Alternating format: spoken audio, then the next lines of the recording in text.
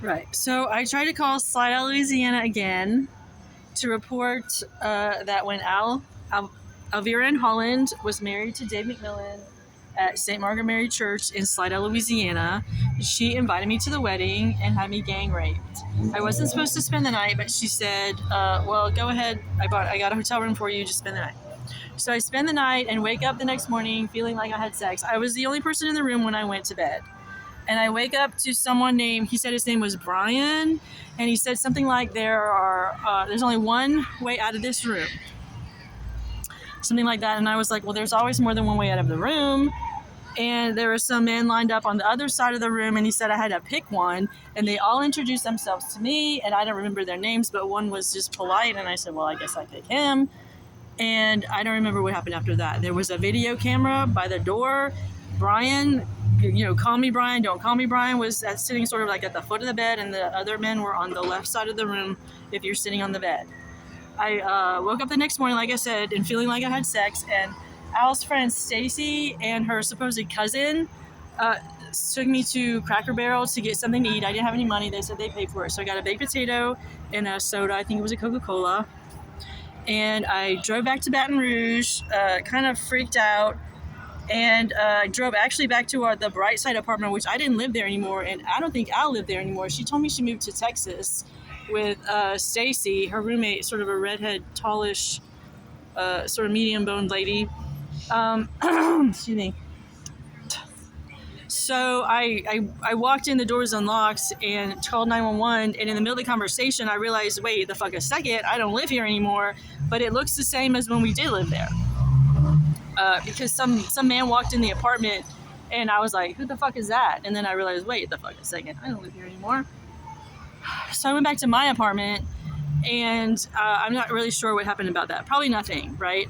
So flash forward to Woodforest Bank in Roswell, Georgia, where one of the tellers looks like Lee Stokes, the supposed, child psychiatrist or family marriage counselor or something, friend of Chuck and Loretta Seabolt.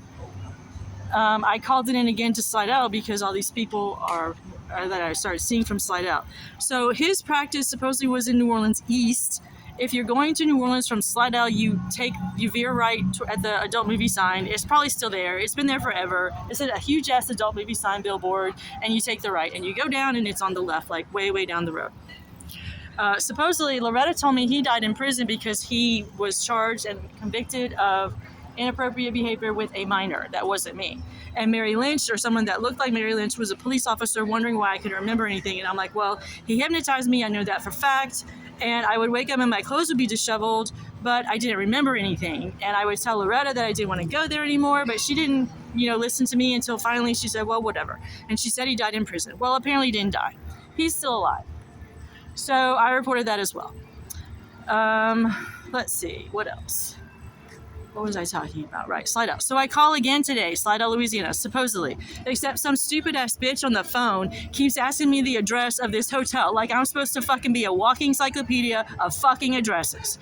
Give me a fucking break. I don't know the address, lady. It's the first exit, Slidell exit. You get off on the exit and you hang a left and it's right there on the right. I don't know if it's still there anymore. I don't remember being in Slidell for a long fucking time. But it's the hotel that Al got arrested for in like high schoolish age, 90s, for like swimming in the pool when she wasn't staying there. But whatever. Alvera Ann Holland McMillan. I've seen someone that looks like her father, Donald Holland, here, and her mother, Anita Holland, here. I guess Gibby and Benson and Darby are all running around here with your little whole fucking family. So what else? I'm still hacking up this nasty stuff. I think they're trying to glue up my boy side. I don't know what. It seems to be coming more from my right side than my left. I feel this crap, like my glands are all knotted up and swollen with this gluey stuff. I just keep snotting it up. Excuse me. What is this? It's like, sometimes it's nasty, foamy. It's usually like gluey, clear gluey stuff. So, whenever you want to respond, FDA or, police or whoever you are, maybe they're just fucking assholes that don't want to go to prison, right? All right. Can't think of anything else to say right now. Look, still getting exposed with allergens. Look, I got a, supposed sunburn on my leg, but it's gone. I guess they spray me with allergen or some fucking chemical to make my leg red, and then it just disappears. Poof, gone. Right. Like I'm fucking crazy.